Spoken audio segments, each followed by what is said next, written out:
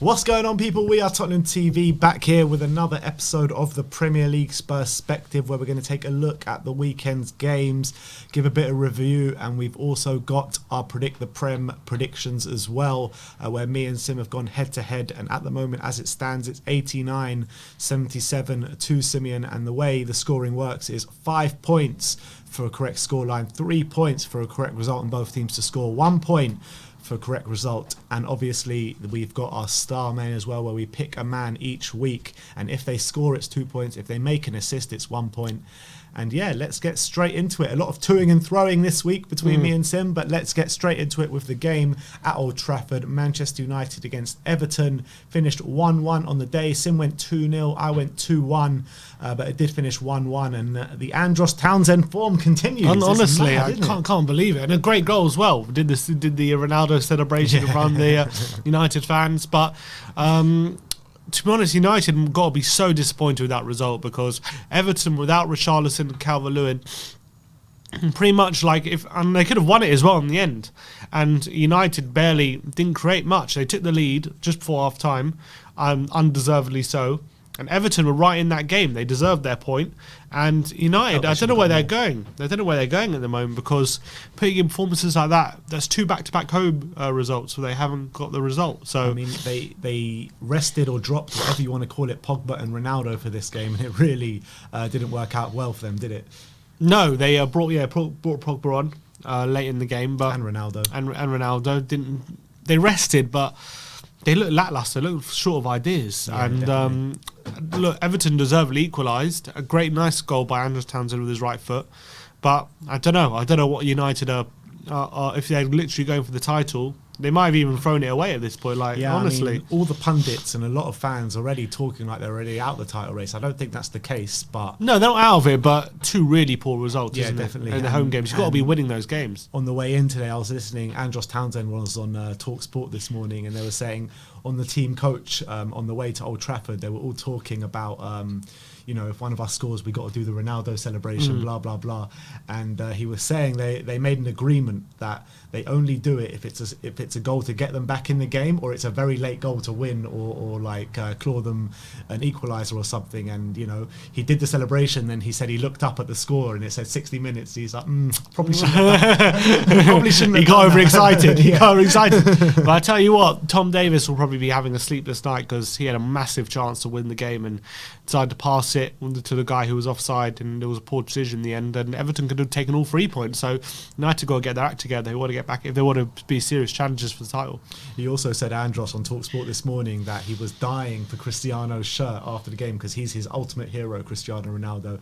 And he said that he went up, he sprinted to him as soon as the final whistle went, and he asked him about 5 times before Ronaldo even responded to him. And then the kit man apparently sorted it out after the game. Brilliant. So Ronaldo got it. Andros got his shirt. Fair play to Andros, continuing his good form. Yeah, definitely.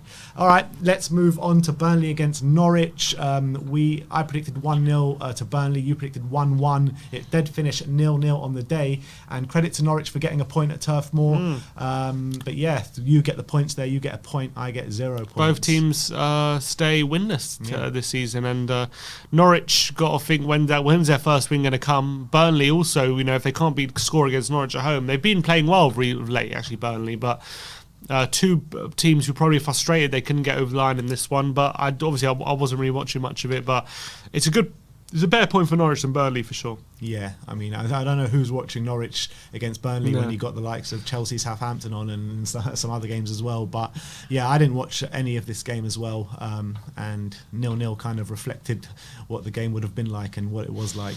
But let's move on to Chelsea against Southampton. 3-1 to Chelsea on the day with a bit of a scare. Sim went 2-0, I went 3-0, so we both get a point there. But Chelsea were leading the game, and then Southampton got back in it with 20 minutes to go.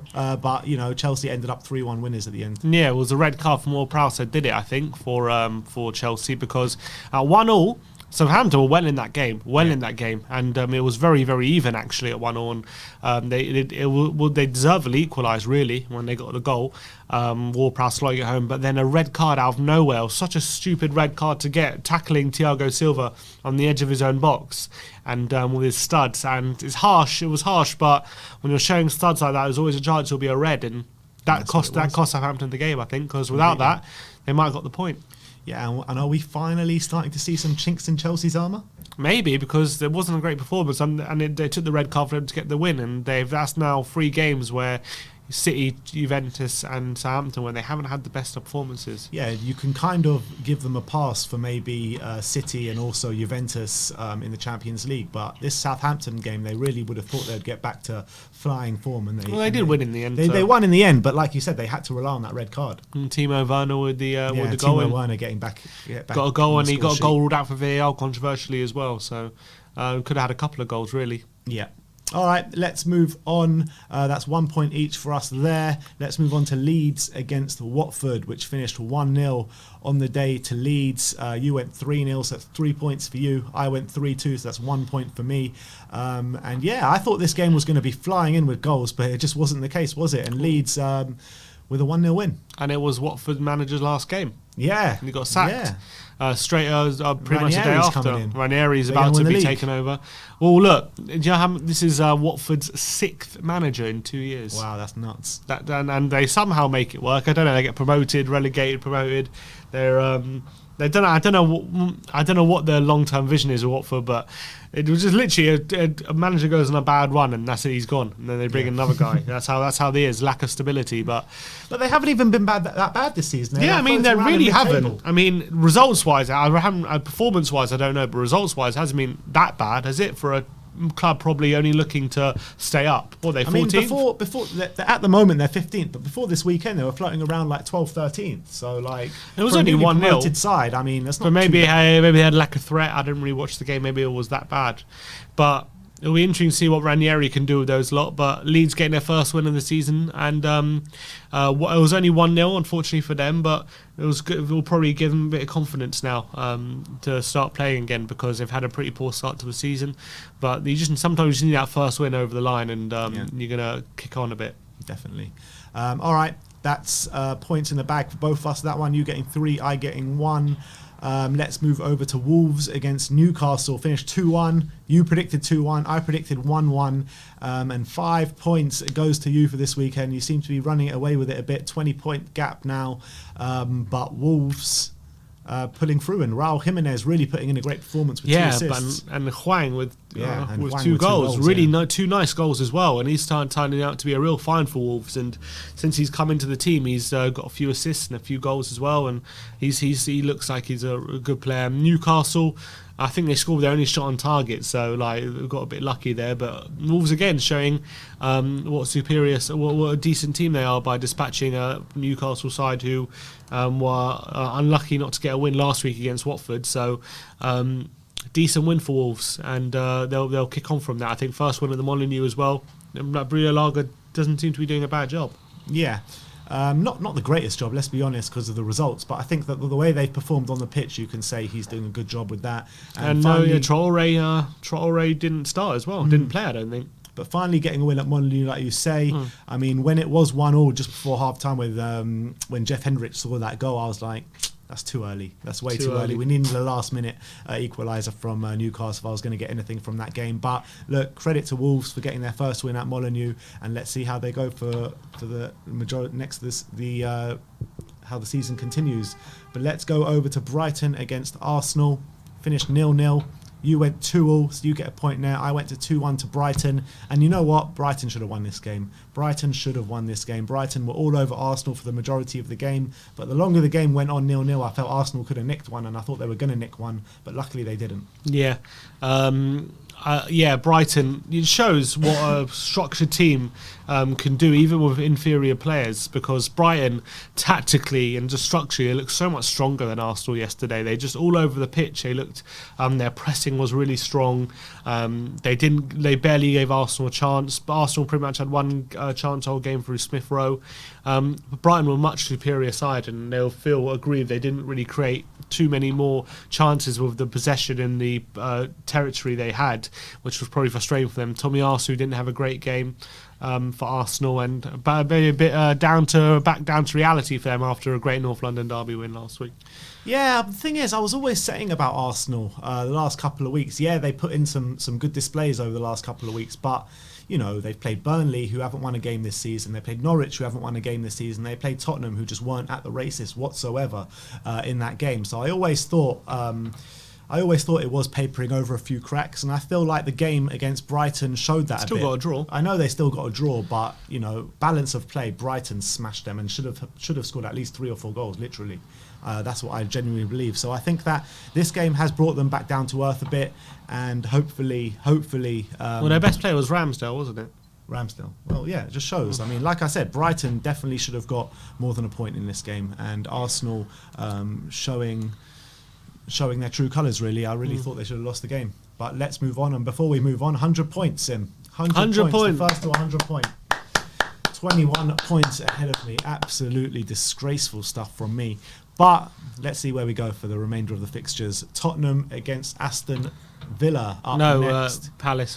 Palace against Leicester. Can't forget that one. Palace against Leicester finished 2-2. Sim went 2-1 to Leicester. I went 2-2. So that's clawing back a few points for me. That's a 5-pointer for me. And I didn't see this game because I was at the Spurs game. But credit for Crystal Palace for coming back from 2-0 down. And to be fair, from what I've seen anyway, Palace were on top before kind of Leicester had a couple of moments, like Palace were on top in the first half, then Anderson made an awful mistake laying an Iheanacho score, and then there was another breakaway which made it 2-0, but Palace were on top even in the first half when they were 2-0 down, and they were unlucky to be 2-0 down, but where credit's due, they showed character and fight, got back in the game. Michael Olise looks like a real player. He got a goal and was part of the second goal as well. He looks like a tricky winger who maybe can step up while Eze is out. So with him, Zaha and Eze in the team when he comes back, they're going to have some real difficult players to contain Palace. So fair play for getting back in the game and getting the draw that they deserved. And it carries on their good form. Yeah, and on the flip side, Leicester, not really sure what's going on with Brendan them. Rodgers in trouble? Not trouble, is he under pressure? I don't think just yet. I think it is just the start of the season. Lost to Warsaw as well in the midweek. Yeah, I know. And if this form carries on till around December, January, I would say yes, maybe. But as it stands right now, look, there's no getting away. They've had a poor start to the season, their over-reliance on Vardy still. 6 goals, top goal scorer in the league. It's mad. They're over-reliant. 34-year-old Jamie Vardy, which is actually crazy. He's still banging it in the way he is. But credit to him. But the players that they have at their disposal, the players that they brought in this summer, I expected them to be doing a lot better than they are. I'd still back them to turn it around and Brendan Rodgers to turn it around because I think he's a fine manager. But at the moment, the question marks are there, aren't they? Yeah, maybe it's just injuries at defence cost them, or Fofana and that lot. But they haven't really been at it recently. 2-2 against Burnley last week. And 2-2 against Palace, where they were lucky to get the draw. So yeah. Leicester have to start to pick it up for them. Yeah, sitting in 13th in the league. Man United coming up next. Wow. Yeah, and on the flip side, Patrick Vieira. Yeah. As much as I hate him, you got to give him all the credit because he's really doing well there. He is, and that front line he's got with Zaha and Edouard there, they look fierce. To come back and too. Eze and Olise, they look tricky, man. They look like going to be a fun side to watch, I think, Palace this year. All right, Tottenham against Aston Villa. Tottenham get the 3 points, 2-1 to Spurs on the day. Both of us predicting 1-1. And you were flirting with the Spurs win. I was flirting with an Aston Villa win, but we kind of both sat on the fence with a draw. Yeah, well, didn't you call me deluded for thinking Spurs could win? Yeah, I did. And it was a good win in the end, deservedly so. And you got to say that...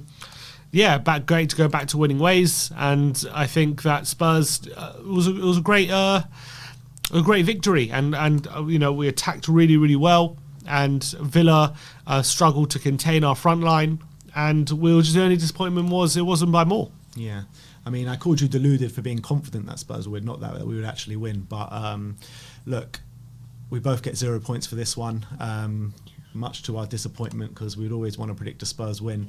But let's move over to West Ham against Brentford. Finished 2-1 to Brentford with a last-minute winner from Brentford on the day in the London Stadium. You went 2-0 to West Ham. I went 2-0. So I was so close to those 3 points, but Brentford, much to my delight, doing me out of the 3 points. Yeah, they smashed it home on the right at the death. And again, West Ham as well seem to have dropped off a bit. And I said once Europa League starts coming around, they're going to start to drop off because I don't think their squad's that deep. Yeah. I don't think their squad's that deep, and it definitely has happened of late. They don't seem to be as sharp, maybe as they were right at the beginning of the season, and it was a kind of lackluster performance from West Ham. And Brentford went on to get the last-minute winner. West Ham will feel a bit aggrieved that they couldn't get a point. They'll probably feel they're worth a point, but. For Brentford, great win, and then the first ever promoted team to go their first 4 games unbeaten away from home. Wow. So impressive there from Brentford. Very impressive. After that result last week against Liverpool as well, 3-3. Brentford are really strutting their stuff in the Premier League, and credit to him. Thomas Frank is doing an absolutely brilliant job, and they're going to be a tough nut to crack this year. They really are. But let's move on to the last game of the weekend, which was probably the game of the weekend, the game of the Premier League so far. That's for sure. Liverpool against Manchester City, which finished 2-2. You went 2-1 to Liverpool. I went 1-1. So I get 3 points there. But what a game of football this was. It really was. 2 teams going at it, hammer and tong. Man City were brilliant. Liverpool were brilliant.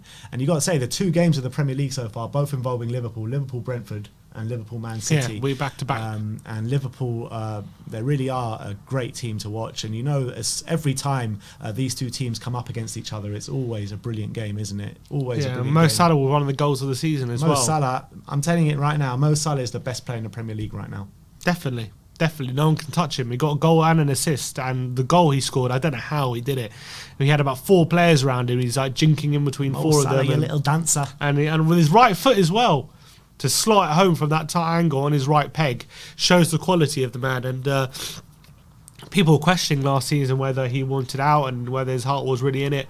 I think we could see now that he's on top of his game. For Mo Salah. I completely agree with that one, but the finishing in this game, unbelievable. All four goals, Foden's goal, De Bruyne's goal. Well, De Bruyne took a big deflection. Sorry, not De Bruyne's goal, Foden's goal though. Yeah. Foden, unbelievable. Right in eye of a needle stuff. And same with Salah and Mane as well. But Milner should have been sent off, shouldn't he? Yeah, I don't know how they got away with that. I don't know how they got away with Pep that. was right to feel aggrieved about that. Definite red. Definitely. Because second yellow all day long. But I think both teams again showing their title credentials, and another late goal preventing me from 5 points. Yeah. Yeah, but getting me the 3 points. So I'll take that all day long. This week it finishes 100 points to Simeon, 87 points to me. I mean, after Saturday I was kind of fearing the worst because I was like 9 points behind or something, but I managed. 9 points on the week. Yeah. 9 points behind on the week, but I clawed it back yesterday with 8 points to nothing. So I'm very happy with that. Even though I finished this week a point behind in terms of the game week, I'll very much take As that. Harry Redknapp, what did he say? A glorious victory, like when we lost to Young Boys. A glorious defeat, yeah. A glorious defeat. All right, so there you have it. That is this week's. The star man that we picked this week was Romelu Lukaku, and yeah, he just didn't. What's going on with Lukaku? It's 4 games now, no goal. Goal drought. No one's talking about him not being at Chelsea, but That's anyway. Yeah, look, what was the last scored against Villa? Is that 4? Is that in all competitions? 4 games, is it? Yeah, I think so. Yeah. Well, I'm sure he'll get a scoring touch back. But yeah, Chelsea just haven't been the best, have they, in the past few games? But I'm sure who they got next. They got Brentford away. Oh, there'll be goals in that one. But I read a stat before the game, like Lukaku has scored the most goals against Southampton in the history of the Premier League or something stupid like that. Oh wow, didn't realise that. And didn't get on the score sheet. Well, he did get it, just ruled out from VAR. Oh, did he? I didn't see that. All right, well, that is our Premier League's perspective. It has ended 100 points to Sim, 87 points to me. We'll see a bit of an international break now. We'll see how we go when we get back. But let me know your thoughts in the comment section below. Like, subscribe, and comment. And as always, come on, you Spurs.